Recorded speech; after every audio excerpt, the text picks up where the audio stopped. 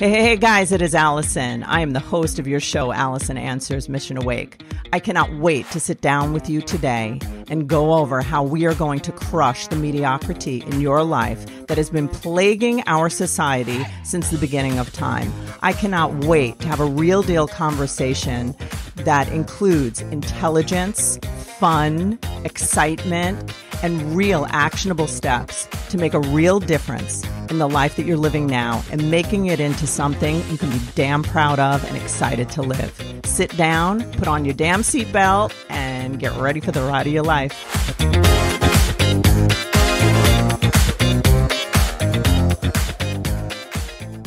Hey guys, how are you today? Okay, I have my friend on this podcast today. His name is David Brier.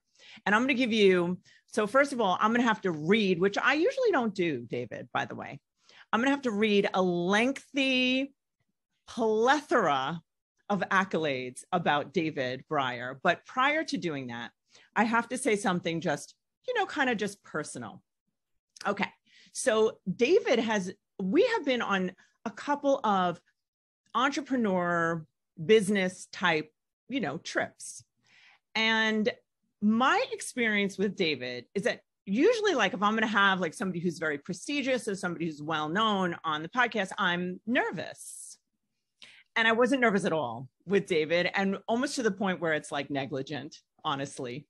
So because David is just such a down-to-earth, funny guy, he's just like, so on these trips, he's just so much fun. He's interesting, but he's so obnoxious, like over the top, really, like really bad, obnoxious.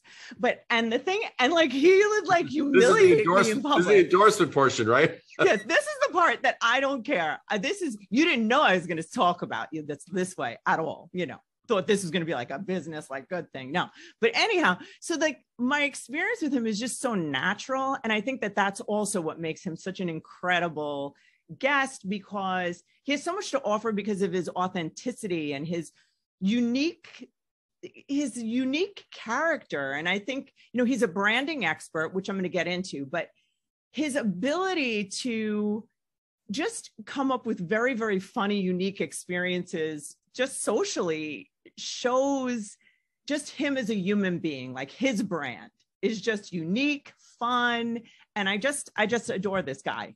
So anyhow, and when I'm asking him to come on the podcast, I didn't even feel like I was like, it would be okay. Like I'm some schlep, like, could you come on? I'm like, hey, you want to come on my podcast? Because I just feel like I'm asking my buddy to come on. So it's cool. So anyhow, I'm going to get a little formal now for a minute. It's going to take a bit because this guy's got a lot of shit. Okay. So David grew up in New York in a middle income family. The thing about him is that he displayed a restless curiosity, which you can see still to this day. He wasn't finding any company that interested him long enough to settle down throughout his life. So he became like this career as an entrepreneur, right? 42 years of working with companies and clients around the world have earned David over 320. Did you hear that? 320 international awards on design and branding, plus the rare distinction of being presented the Presidential Ambassador for Global Entrepreneurship Medallion. What does that even mean? But we'll get to that, maybe. David and his work have been featured in, get ready, Adweek, Fast Company, Forbes, Inc., Huffington Post, Entrepreneur, Thrive Global, the New York Times, and numerous blogs and podcasts around the world. Now we can add Allison Answers Mission Awake to that bitch. Okay. A native New Yorker and Google's #1, holy shenanigans, #1 ranked rebranding expert, David's 4 decades of branding expertise are sought after by companies of all sizes. And Allison didn't even notice it. Funny. From startups to global organizations in every industry demanding an unorthodox edge in today's business climate. In addition to being a branding and rebranding expert and keynote speaker, David is the best-selling author of his #1 Amazon book, Brand Intervention, 33 Steps to Transform the Brand You Have into the Brand You Need, with a foreword written by Shark Tank star and CEO of, I don't know how, is it FUBU, Damon John? FUBU. See? FUBU, Damon John. Companies worldwide have generated in excess of hold your shorts, put on your seatbelt, $6 billion worldwide in sales using David's breakthrough strategies. Why am I not using you, David? What the fudge is going on around here? Wow. Wake up call. That's my book. Okay. Applauded by the likes of New York Times bestselling author of Pitch Anything and multi-million-dollar deal maker Oren Klaff, David is called a branding genius by billionaire Grant Cardone, none other than Grant, and Shark Tank's Damon John calls him brilliant with branding. I just want to say I have David's book, and it is the most unique, coolest book. It is like, I don't know how to explain it, because it's like a kid's book, but it has like wisdom. Yeah, show it. Shows you talking about this book? Yes. Open it up, David. Open it up. And you also mentioned the medallion. This is the presidential medallion that I was. Yes. Oh my gosh. So it's beautiful. Yes, it is. And so that is the I have it right here by my. How does one get that? Can you just tell us what that is, please, so I understand? Well, it basically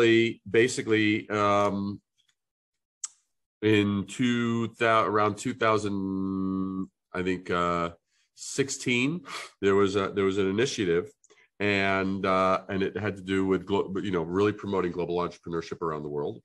And what had happened was I actually was overseas, actually in the Caribbean, delivering a convention to entrepreneurs from around the world. I had come back from this. I was returning.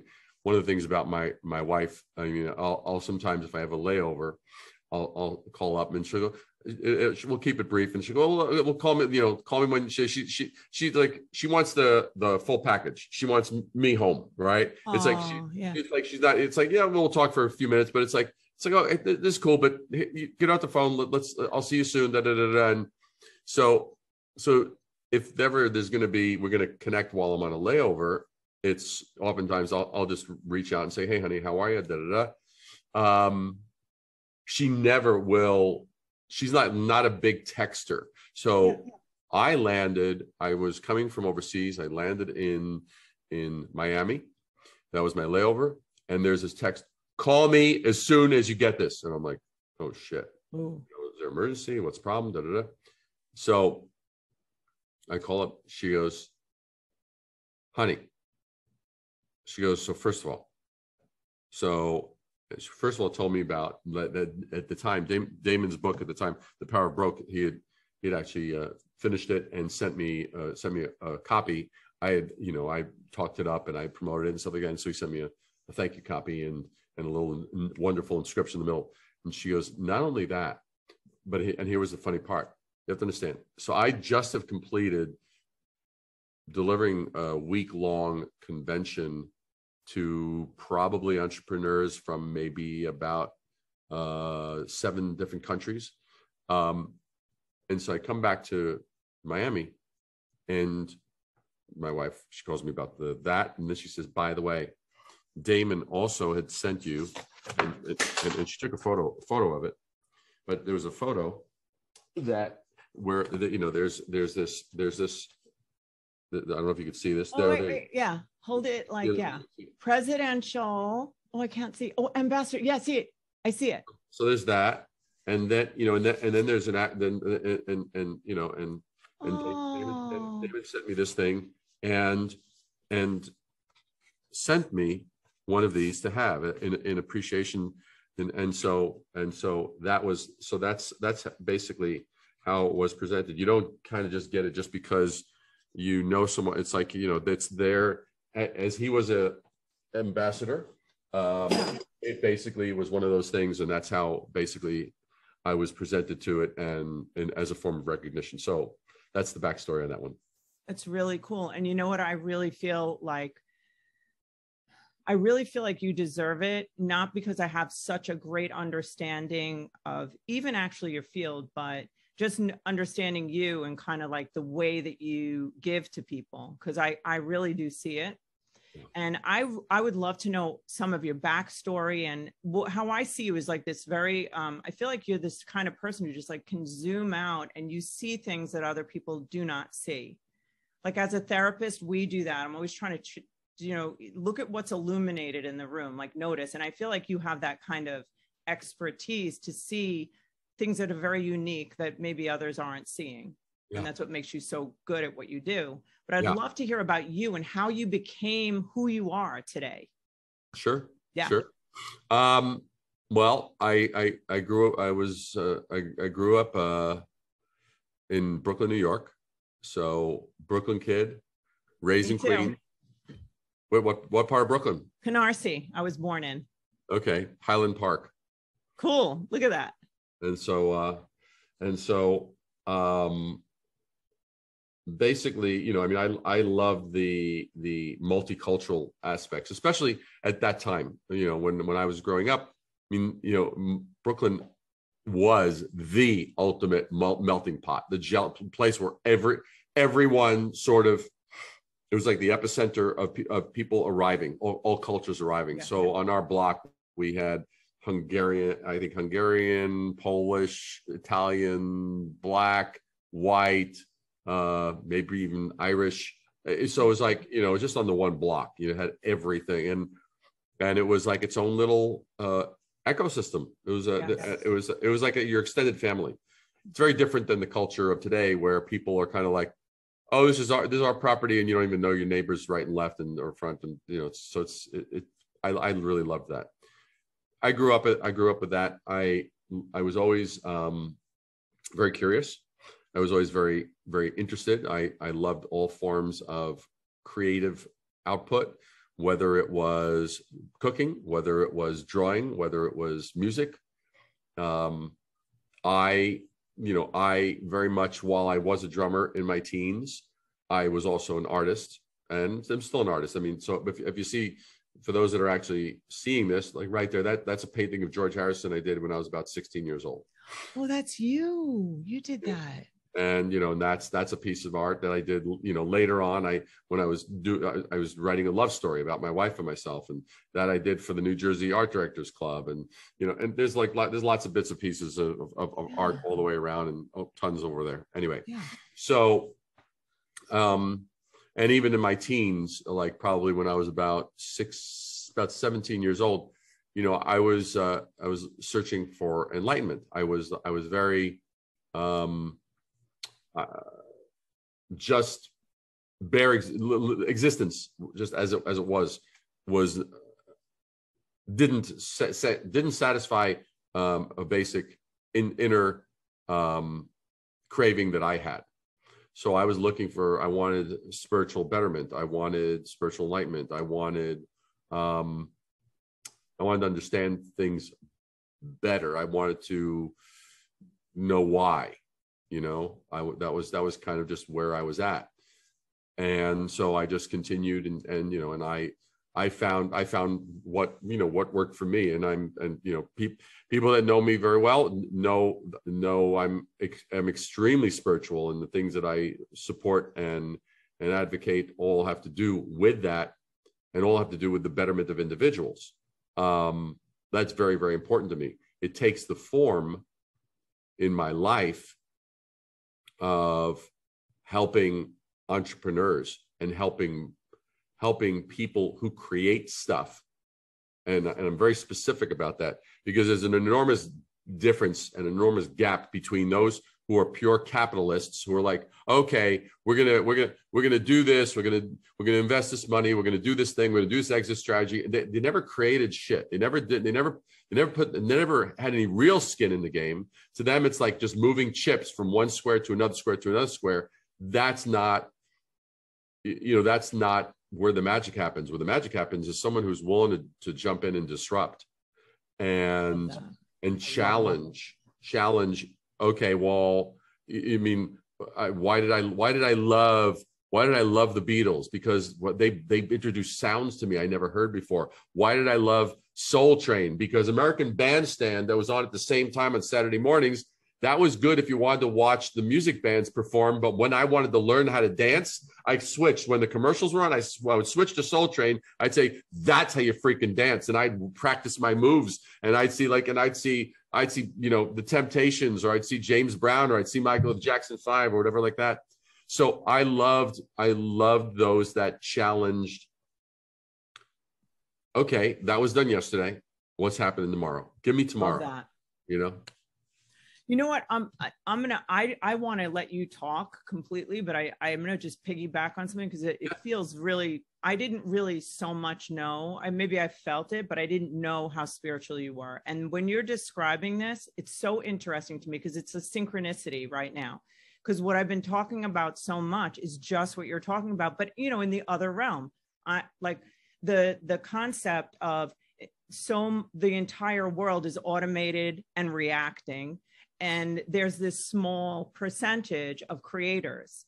And like my whole mission it's Mission Awake, is to awaken people out of the automated state into the creative state, that we have the opportunity to make beauty like in all different forms everywhere, and I'm not just talking about creative, you're talking about like, I know you're talking about both, but like you see things and you make them stand out and beautiful. And what I'm trying to help people do is this internal experience where they're creating beauty inside and then it comes outside. That's my tattoo. Be beauty, see beauty, Yeah. I just love that. So I didn't realize how it would cross over, but it's exactly the same. It's like the same sentiment, right? Yeah. Yeah. So tell us more. So so you came up through Brooklyn and you have this spark inside. I always talk about people like everybody's got that spark. And I feel like society tells us we are in a spark averse society, that we're not to show our rarity. Yeah. You disrupt that, David. Oh yeah. No, that is criminal in my book. It is. The bottom line is like, it's like we live in a world where we're right now where there's too much advocacy on being careful. There's too much advocacy on being politically correct. You can say this, you can't say that, you can't, and people have gotten, and culture has gotten to such a point where the words have become what's important instead of the actual communication. And the bottom line is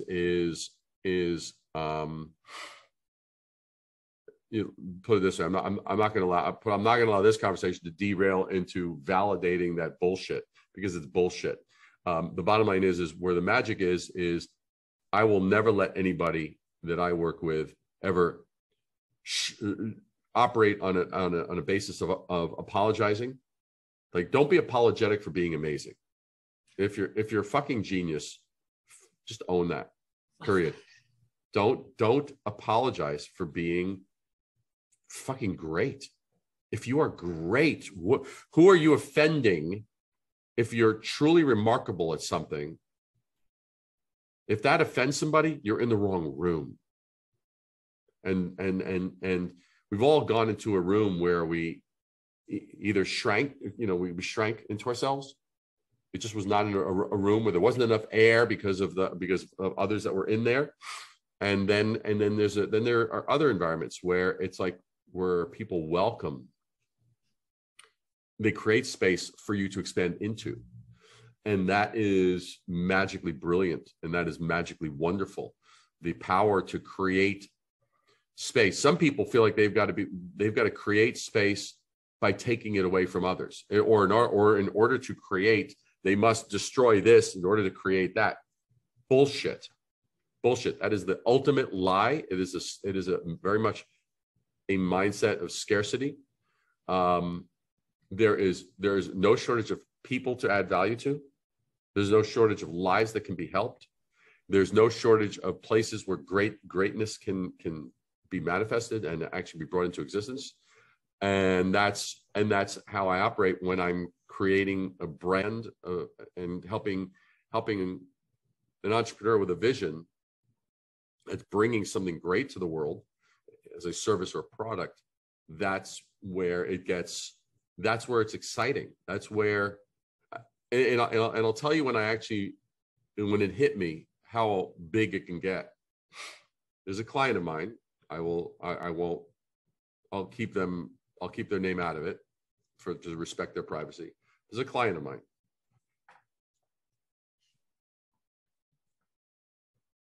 We had worked together previously in their prior company, and what happened was they sold the company, became very, very financially independent, set. After a very short window of time, realized that retirement was not in this person's future. So the person starts a new company. Well, all I can tell you is in less than a decade, it went from startup to an enormously successful company where we went out to lunch. And the person told me, David, I want to thank you. Like for what? Because of you, I was actually able to comfortably donate $50 million to humanitarian causes that I support. Oh, I love it. So I wanted to thank you for that. And I was like, and he goes, and I'm going to do more of that. That wasn't the end. I'm done and that's my legacy. Because that's the beginning of my legacy. And so it was at that point that I saw I love empowering those that empower. I love that. Mm-hmm. You know, and so that's where the magic came. So it was, you know, and I hadn't quite realized it up until that point. I was like, oh my God.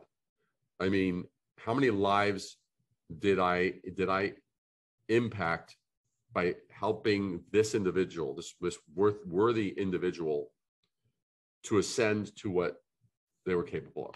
So see, that is incredible because you're behind the scenes and doing this incredible act of love. It's a global effort. Like that's what it is. It's changing the world. Yeah. You know, it's incredible just from our one little spot. We don't realize when you impact one person, how many people you can impact. And that's really cool. I'm so glad you shared that. Yeah. How do you think you became this way?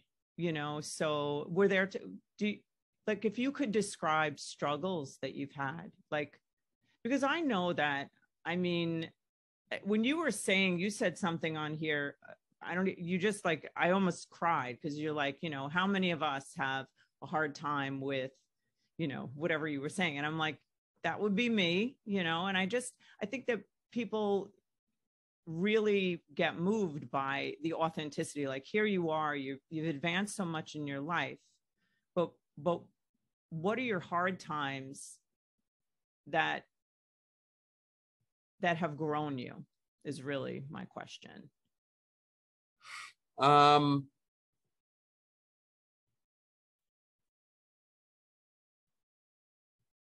If you say none, I'm gonna kill you. No. I'm not. No, look. I mean, in my teens, and you know, like very early 20s. You know, I messed around. I was looking for anything that I thought could possibly, you know. So yeah, I tried my variety of drugs and this, that, the other, and did all that kind of crap. And probably the biggest challenge, you know, I'd say that there were probably a couple. One was I was looking in many of the wrong places I was looking for something that was out there that might be the catalyst for something to happen in here, yeah. Which is like, if those listening to this program, if you get nothing out of this discussion, the catalyst for your greatness isn't freaking out there. Just end that. Just freaking just cancel that right now. That's bullshit. It is you. It will always be you. And if somebody tries to convince you that it's not you, they are not an ally. They're a freaking enemy. Just telling you that right out of the gate. It is bullshit. I was looking in the wrong place. And so I found things that actually empowered me, that gave me the fortitude, that gave me the ability to inspect things for myself. Yes. Our greatest power is our ability to look, honestly look,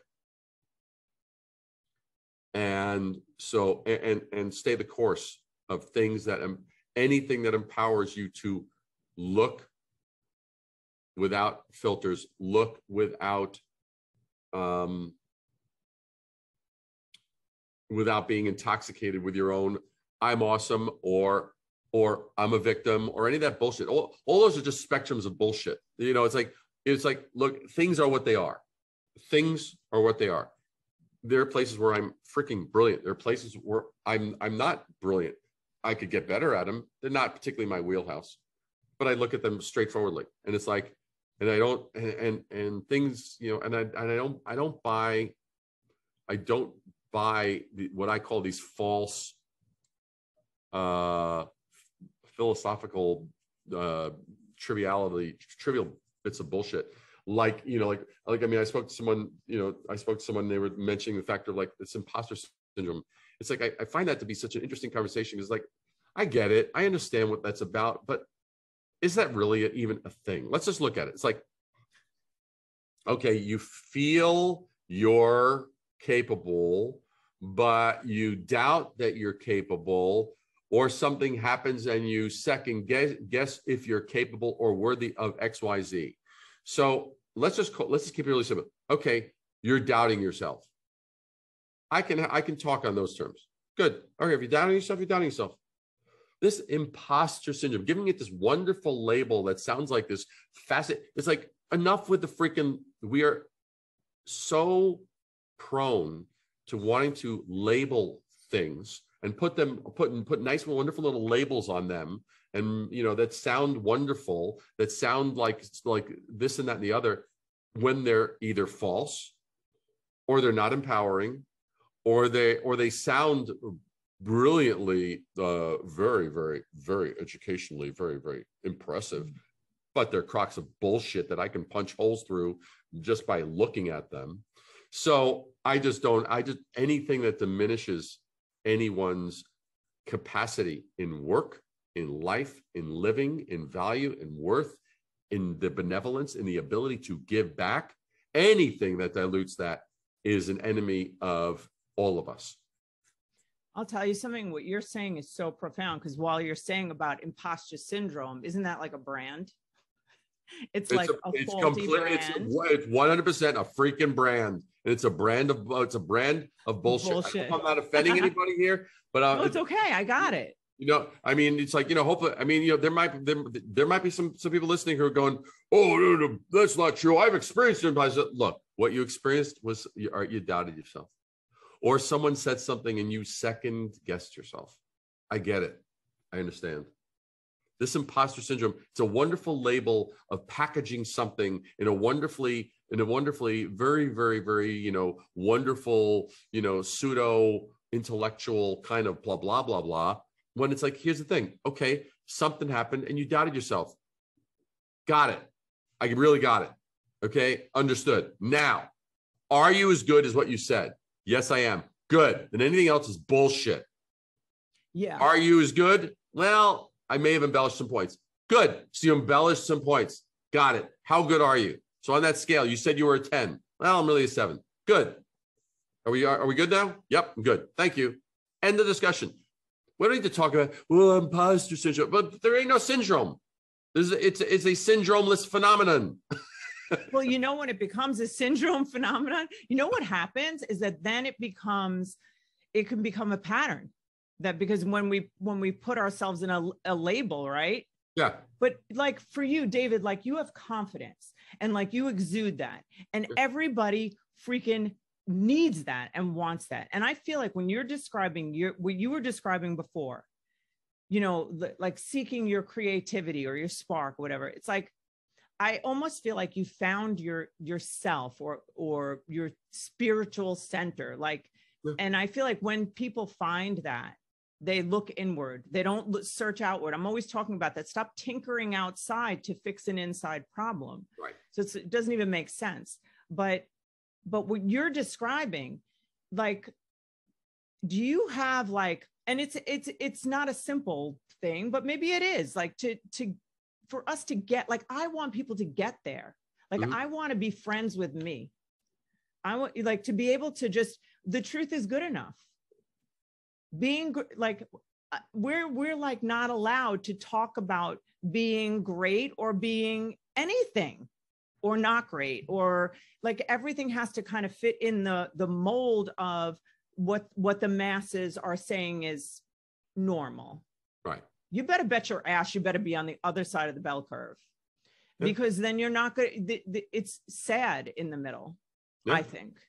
So like, what is your suggestion? Like, anything you could give, like, how could you tell someone on here to find their confidence? I feel like creativity, finding your spark of like, finding like the thing that, because we're made to create.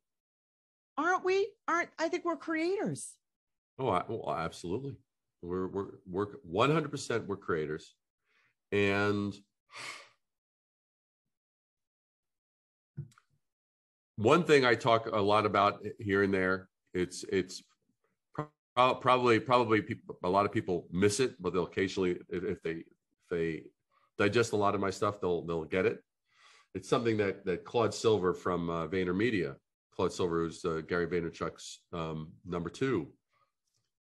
She and I talk about it quite a bit. She talks about space. She talks about taking up space, and not taking up space like you're you're taking up space, get the hell out of here. Not that kind. No, but it's like, no, like you walk into a room, take up space. I talk about it similarly. I talk about owning the room. To me, it's so much about space. I think it was, I forget which, I don't know whether it was Peter Drucker or Tim Collins, one of these business gurus, who I think he wrote a book called "You Can't Shrink Your Way to Greatness." Right? Which is the title of one of their books, and which was so spot on. And what I talk about, I'm like, if you ever run into something, I mean, here's something that I would say is immediately actionable. If you ever encounter something and feel overwhelmed by it, overburdened by it, overcome by it, go bigger. I talk about that in my book. I talk about it, but go bigger. Whatever the problem is, take on 2 of them, take on 4 of them. If you're, well, I'm here to handle this city, and it ain't happening, and you're getting pushback, take on 2 or 3 of them. We are known by the size of the problems that we solve. What's the difference between one person that we see as a really small person versus another that we see as like an amazing leader? Well, it's just the size of the problems they're willing to actually own. Wow. Yeah. Right? Yeah. So the thing is that, so, it's kind of like, it's like, I don't know if I can make it. I don't know if I could do this. Good. Well, then whatever you don't think you could do, double it, triple it, or quadruple it. Go bigger. And that has to do with space. It has to do with endurance. It has to do with stamina. It has to do with, but, it's kind of like, even to something as simple as this. So you get into a conversation, you get into an argument with somebody. You want to know the quickest way to resolve a freaking argument? What? How? Okay. Let's say you and I are arguing. Let's say I'm going, oh no, Allison, rah, rah, rah, rah, rah, and you're going, no, David, you, whatever, right? And we're going boom, boom, boom, boom, boom. How I can immediately resolve that? What's the problem? The problem isn't that you have a viewpoint and I have a viewpoint. That's the apparency. What's the actual problem? Problem is, I am thinking too small. Problem is, you're thinking too small. If I said, wait a second, instead of me just thinking like me, David, what I want, what's good for me, let me now widen it. Let me increase it in space. And let me go, wait a second. What's good for Allison and me? I love that. What's good for Allison and me? And let me not stop there. What's good for Allison and me and the other 5 people that are with us? Oh, let's not stop there. Wait a second. There's a restaurant. There's 35 other people. What is good for all of us? Our argument will dissipate like that. We will become bigger than it. We were too small. We were thinking too small, too scarce. That happens in business every day of the week. Businesses that are struggling, widen. It's like take wider ownership for the impact you're having. Take wider ownership. You go guaranteed that will handle it. It's like, whoa, I don't think I can run this one race. It's like, well, good. You don't think it's run this? Good. Now the freaking register and you're going to run these 15 races and you're going to prep for the 15 races.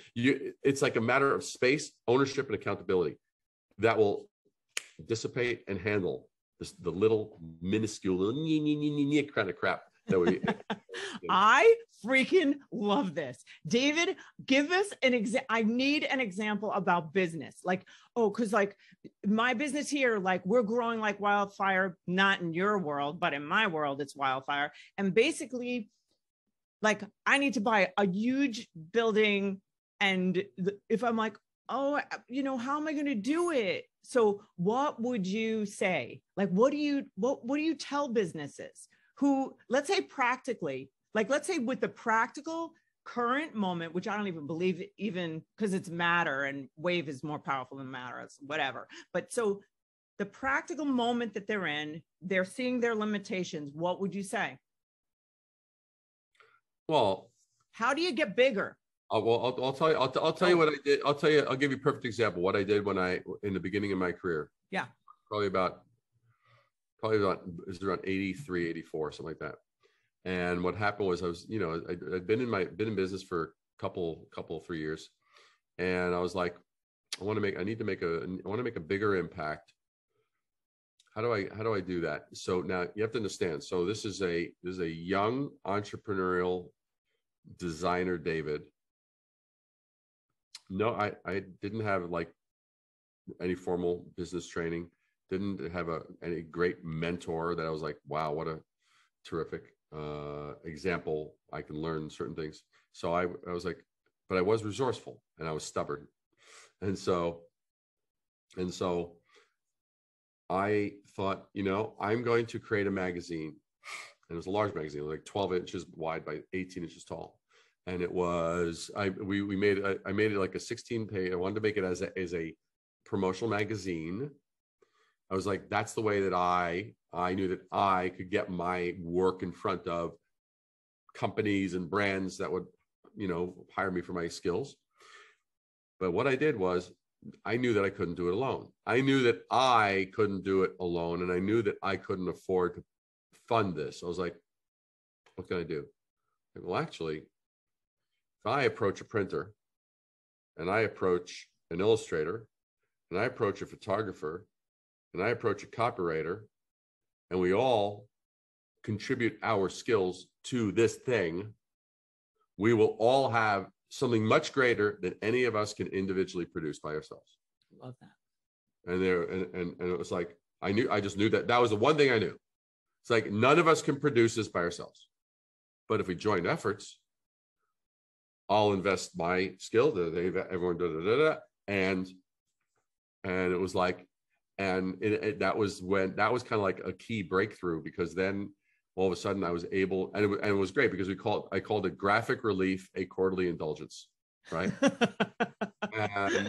and people love the sense of humor. They love the visuals. They love this. They love that. And each issue featured a different illustrator. Each issue featured a different photographer. So it's like their investment was like, just do your shit. Here's the stories, here's the this, here's the that, And so I became the designer, the editorial director, the blah, blah, blah, all this stuff. And so that's an example of how do you go bigger? That was a perfect example of how I went bigger. No resources to fund it, but I had the resources in vision, in discipline, in persistence and willing to just talk it through to those that were. And there were those who said no. There were those who said yes. But everyone was like, "Oh wow, I could actually you'll reproduce. Wow, okay, yeah, okay." I mean, you're doing promotional shit already. Why wouldn't you just do it here, where it actually gets better recognition, better visibility, better this, better that, blah blah blah blah. So that's the thing. I mean, I would go, okay, so you've got a thing. You might need to have a new parcel of land, a new building, a new that. You go, okay, well, what are the opportunities? What are the different ways that this could be structured and stuff like that? And you start getting inventive and ingenuity. No one can take away your ingenuity faster than you, right? So you Love go, okay, that. like fuck that. Go, that's it. I'm not going to give up my ingenuity. It's like, how ingenious can I be? How out of the freaking box that can I go that I'm just like, boom, right? You know what I love? Check this out. So one of my favorite quotes is, it's, "I lay hold of my vision, obstacles must give way," by Napoleon Bonaparte, right? And like, I feel like what you're describing is like, all you have to do is see it and just never give up, right? And what you're doing is you're asking brilliant questions. I feel like that's what you do. Like, just like, that's like your genius, right? When you say, like, you're asking yourself the question, it's not like, oh, how wouldn't this work? This is, how is this going to be like an unbelievable, like bar none experience? And it's like shooting for but asking yourself, you're being that question, and you're going to get that answer, like a better answer, right? Yeah. By asking that great question. So like, you're like so inspiring to me. Just, it's your energy, and just as a person, like as a human being. And I feel like I learned a lot about you, like even what you were just describing about you, and like having a conflict, right? And I just know like how much you love your wife, and like that unbelievable relationship is so incredible. Like you have such a like a chutzpah thing going on there. But then I'm thinking, like, when you just described the business, the first thing you did with the magazine, right? Yeah. It included more of like this inclusive, including other human beings, like even in that argument or that conflict, it's like, you're seeing your own genius, but you're also seeing how you're connected to everyone, which I think is just, I didn't know that about you, but I'm seeing that. And that's I'm going to learn a lot from that. Like, I'm going to get a lot from that. Yeah. Because we're all connected, but we need to be connected in the right way, right? Absolutely. Yeah. Absolutely. I mean, and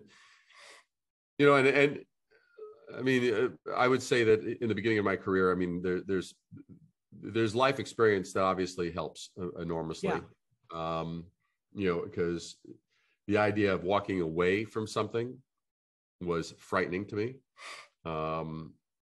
The idea of saying no was like, oh my God, how could I say no to something? It's like, it was. That was early on, David? Was that what that was? I would love to hear about that. People pleasing, whatever, worrying about what other people think. Well, it was terrible amount of scarcity and lack of knowledge, So, I mean, I didn't realize, I mean, like the greatest negotiators, no, your greatest power is your ability to walk out the door. To say no. And that's in life. It's not just in business, but it's like you're listening to something, you say, yeah, no, that's like the worst partners in life, in business, in any dealing, are those that look for the short-term gain. Hands down. That goes from everything from the one-night stands. It's like, oh, everyone's, first of all, anybody who's alive has done at least one night stand. Some of us have done many one-night stands. What was the reward of the one? So you got a little quick, ooh, you got a little sensational, like, ooh, oh, right. Whether you felt you conquered or you were conquered or you whatever. So personal or even in business, it's like, I mean, when I listen to people, I listen. Even people when they're like people who do my masterclass, I listen to those. like, what's your goal? What's your thing? And if they're like, well, blah, blah, blah, blah, and they have some stupid short-term goal.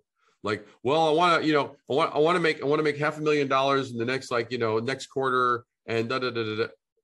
That is the wrongest answer that I could ever hear. Because all they just told me was, it's all about me. It's not about what I give. It's not about who I benefit. It's all about me. And I'm like, that's the stupidest, most selfish, most narcissistic answer. It's like, if you want to do great work and get rewarded for it, love that. That's going to take you leaning in. That's going to take sweat equity. That's going to take doing an amazing amount of giving. And it's not just when you're at the beginning of your career, it's throughout your career.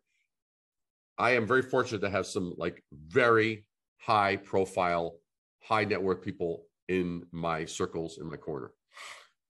They, no matter how many zeros and commas they have into their net worth, I do not see any of them slowing down. I do not see any of them giving less, except for one. It's not even that he's giving less. He's being comfortable. And he's still financially doing incredibly well, but he's being comfortable. I don't see an exhilarated being in front of me. The ones that are still exhilarated are still giving way more than they're getting. And by them giving way more than they're getting, then they get even more, and then they give even more. And so it goes up, up, up, up, up. Otherwise, it's the dwindling spiral going down, down, down, down, down. So, but it's just that kind of thing. It's giving. It's giving because you freaking love it. It's like a chef, you know, is like, oh, can you make me something? He goes, absolutely. He's like, he can't wait. Are you kidding? Just, you know, yes. I mean, that's, well, every part of life should be that. Every part of life should be that you love giving to your partner, to your spouse, that you love giving to your customers, to your clientele, that you love giving to those that you're with. Because otherwise the most miserable clients. I mean, I've thankfully only had a handful, probably less than 5, I think, over the course of 42 years of my career. They're the most miserable people I've ever, they're the ones that the only thing that's driving them is the return, is how much money is coming in. That's the only metric they have. I'm like, you know what? Your problem isn't how many millions you're making. It's your problem is how many millions you're not actually cognizant of wanting to help. Yeah. Yes. You know, I'll tell you something. This right here that you're saying it's like a spiritual experience for me. I'm being honest. Like I feel like just the conversation, I'm gaining so much. And, you know, and I totally want to be respectful of your time, but I also just am dying to tell you this thing that it's just interesting for me that, you know, because I've transitioned from working in the business to working on the business. So it's like a little bit of an epiphany for me in our conversation, because as I'm thinking about, I used to see 50 clients a week and I just loved them. Like I would see, like, I would have a kid come in at 13 and, you know, I've been doing this for 30 years. So then I've watched them have children, all the things that never would have, like, I don't want to say never would have happened, but maybe not, like, and just the generations that you can help. But the point in this is that when I started working on the business, I noticed a little edge in me where I wasn't as like, but I'm helping to develop all the people who are doing it. Like, you know, a minister to the ministers, right? So, but hearing you talk, and then it's like kind of helping me, because I was actually thinking like, you know, oh God, like, am I not giving enough? Like, because I'm not like actively, you know, I'm overseeing now, like I'm a CEO, I'm like a business owner, I'm doing all these like financial, you know, all these other things behind the scenes that are so important, but like the actual, like my dream, I picture myself, you think it's crazy. You won't think it's crazy. I picture myself, if my perfect day is I wake up.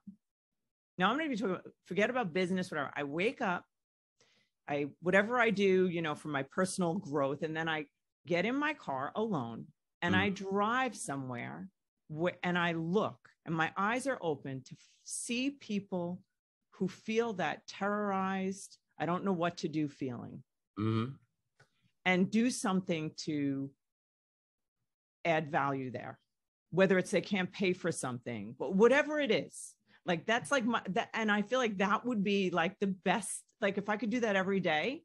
Yeah. So now, but my point is that I can feel myself, and now I'm shifting because I got you, I hear you. The shifting, like I could feel a little of the edge coming for me because I'm not seeing myself as giving as much. That makes sense. But it does. I am giving, but Well, but look, nothing stays level forever. So, stuff's going to change. As your abilities get honed, all of a sudden, things that used to take a lot of attention, you now do second nature. Yeah. Well, the game has now changed. Right? You now have more. That took like 80% of my attention when I was doing it. Now it takes 6%. And you're you got all that free attention and it takes you 10 minutes to do that instead of an hour and a half. So all of a sudden your ability increases, your time increases. And now you can do more things. So now there's a new game, a new standard. That's not, it's that the changing goalpost is not the problem. It's failing to recognize when to change the goalpost. That's the problem. Yeah, but you know what you're saying? Like you're helping the people who are giving all this out there, and you're recognizing that you're advancing and giving. That's right. And I think that I wasn't seeing that I'm giving by overseeing the actual work is what I mean. So I'm doing like the business work, but I'm not doing the actual one-on-one love, caring for people. Yeah, no, you're empowering. You're empowering others. Absolutely. Yeah. Yeah. And so David, like, I know we have to go, and I want to like rob every ounce of your time, but I won't. But is there something, like, you've given so many great gifts here today. Is there anything that you would want to say, just any profound thing that you would want to leave here on the table? Or well, I would, for those that are listening to this, if they love what they've heard and and this is the first time that they're kind of like, oh my God, this is great, they got some value in it. I mean, well, I would say, oh yeah, if you're in business, this will blow your mind. It's not like like Alice was talking about. It's like, that's the way that this sucker is. Like, you'll see it. It's just, anyway, it's just. Can I say how great this is? Can you just open that up? Yeah. Because listen, this book right here, the way that it's delivered visually and the way that it comes in, it makes it so easy but wise. It's like getting and it's you simplify everything that's been complicated in this book. Yeah. Yes, and I'm going to promote the shit out of you because I mean it. It's like recommending a great restaurant, but like as far as I want to know, you tell us where anybody can find you. And yeah. Certainly. Yeah, no, my site is Rising Above the Noise, RISING, Rising Above the Noise. And by the way, all of you should make sure. See, Allison has her own. She has her own coin. She has her own coin. She actually got this in my. Are you telling me you lost it? No, but I never did what you told me to do. Well, I understand, but you still have it. I do. Yeah. So she's got that. So any of you that know Allison, you should ask her to tell the story about the coin. I love the thing about the coin. The coin. Should I tell the story? Sure. Or do you have time, or should I not? Should I wait till you're gone and tell it? I'll let you tell the story separately. Just answer your thing. Risingabovethenoise.com for sure. And you will see me a lot on LinkedIn and Instagram and YouTube and stuff like that. And so, but no, if what I've said resonates with you, shyness is overrated, and humility is a crock of shit. That's what I told my one of my clients, Eugene Friesen, who's a Grammy Award winning cellist. This is Eugene, and we just worked on a new project together, and he's being a little low key. I said, look, Eugene, you're a freaking god amongst humans. You're an amazingly talented genius. And I said, humility is a crock of shit. He goes, oh my God, I'm writing that down. I'm putting it on my wall. So he actually has. I'm glad he has it on the wall. Humility is a crock of shit. So anyway, if any of this resonates, certainly reach out. And if you're interested in the 9-week masterclass, those of you listening. Can you tell us about it? Can you say it quick? Tell us about it. It is a hybrid between a masterclass and the mentorship. It actually is 9 weeks. I walk you through what basically has made clients millions and billions of dollars. The actual what it took me over 3.5 decades to codify, and then in addition to that, there's actually every Saturday there's me mentoring all of the entire body of those enrolled in the program, and I work with you personally, so it's great. So is it like is it a Zoom thing? It's like, how does it work? Like it's 9 weeks on a Saturday. Yep. Well, every week you get, I give you an exact stuff in an exact sequence. I want you to study this. There's specific things that you study, specific action items that you do. And then every Saturday morning, for 2 hours with me and all of those, it's on Zoom. And we go in and I either rip you a new one if that's what needs to happen, but basically my goal of Saturday, what can't you apply from what you've just studied? Anything, because my job is certainty. At the end of that Saturday, you have certainty on what you've studied that prior week, because now you're going into the new week, and it's like building a house. You're not going to build it on something where it's not like stable. It's like, oh, it's not quite there. No, you're building on stability. So literally, and people are shocked because it's not scripted. I'm not up there with a whiteboard and saying, hey, and here's some more stuff for you to learn. No, you don't need more. I took 9 months to put that program together. And so every week it's digestible, it's actionable. It will change how you view business. It will change how you negotiate. It'll change how you sell. It'll change how you do, basically how you see the world and how the world sees you. It will totally put it on a 180-degree shift. Oh my God. Listen, guys, whoever is on here, I'm going to tell you my number one concern is that you guys are going to flood in and there won't be any room for me. That's how I feel about it. Because honestly, David, what you have to offer is, I don't know, it's more than it's spiritual, but it's concrete. It's just, I really mean that. I'm not just saying it, like that is, you're an amazing human. I really mean that in just so many ways. I'm so grateful. I'm grateful that you came. I'm grateful that you shared your time. I know that it's very valuable and I appreciate it a lot. Absolutely. And what I've gotten from this is I got to get my ass acting and being more confident and not apologizing for my space. It's true. That's awesome. It's cool. Right. So listen, David, just thank you so much for being on the show. It's amazing. Absolutely. Amazing to have you. Thank you.